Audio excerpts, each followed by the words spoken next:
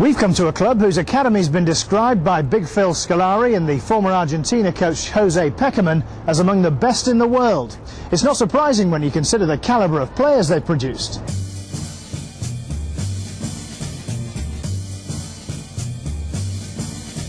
Ajax in Holland is often held up as the model for youth development in football.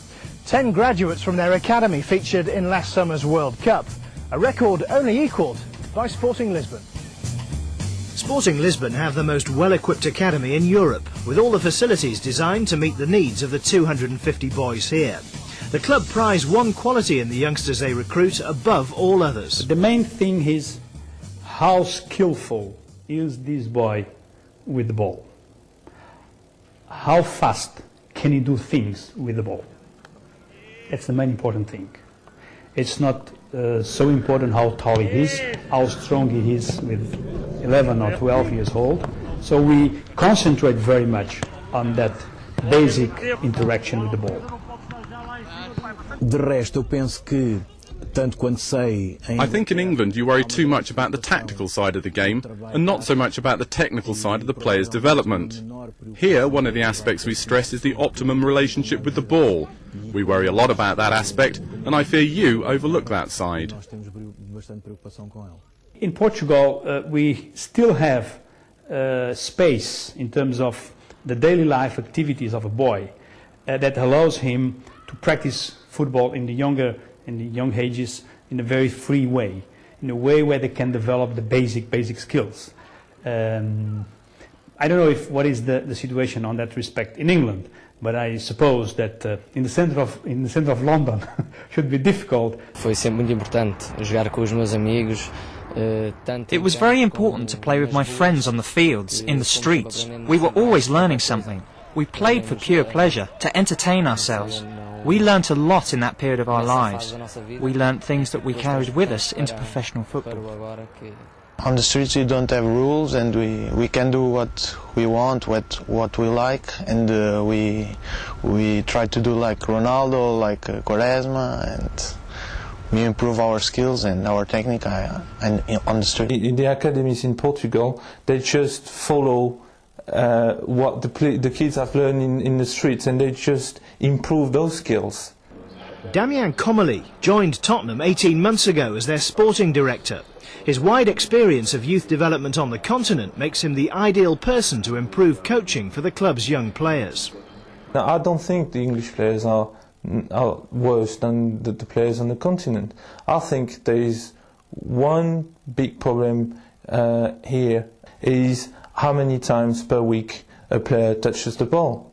And the way the academies are structured here, unfortunately not enough time.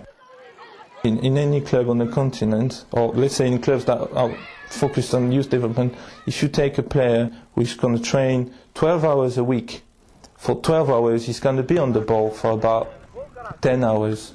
If you take a normal academy in England, the player will be on the ball between 2 and 3 sessions per week, so it's already half of it, and maybe he'll be on the ball for 2 hours. So is the academy system in this country really in crisis, or is it all a bit of an hysterical overreaction? We've come to one Premiership club who, over the last 10 years, have produced 21 first-teamers from their academy, including 3 England internationals.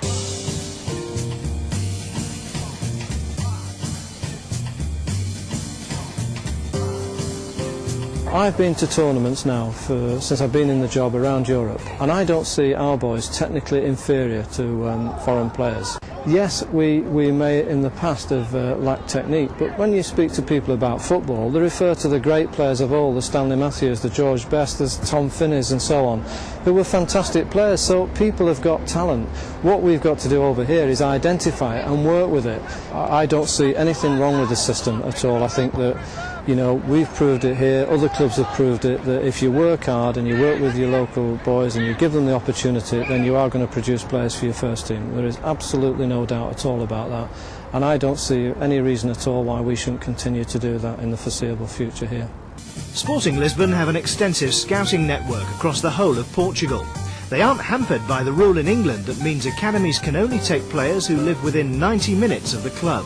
The situation in England for clubs in terms of the restrictions in terms of recruiting young players are quite tough, and I think it can difficult a little bit the access to the players. If for instance, if I imagine that in Portugal, Sporting could not be able to recruit a boy from the north of the country, then it will be a problem for us. I don't think it's a particular restriction. I mean, when you look at it, the idea of the academies was to actually put good coaches in place, recruit from local areas, stop boys being trolling up and down the country for boys and having them travelling endless hours to play. The idea was to work with your own local youngsters, get them through for your own club, and of course improve the game nationally. So that was the philosophy behind it. And accelerate. Tottenham have moved quickly to address the skills gap. They've appointed a specialist skills coach who works with all the age groups from under-8s to the first team. England always produces fantastic footballers, always. And here, everywhere, and that's why England has still a big future. The only criticism I have, it's all average. In the past you see more types who express themselves. You saw the playmakers, you saw the wingers, you saw the strikers, and now it's all flat. So I think you must improve the individual qualities and also create the types, the different types.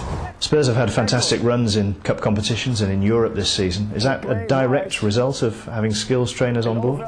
No.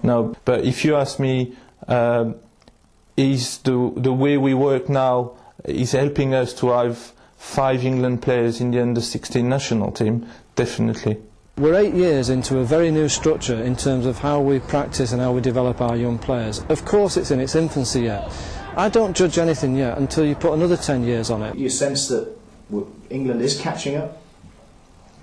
I think England is catching up. I think there are more and more clubs putting emphasis on working on technique and really developing the kids, as they should do.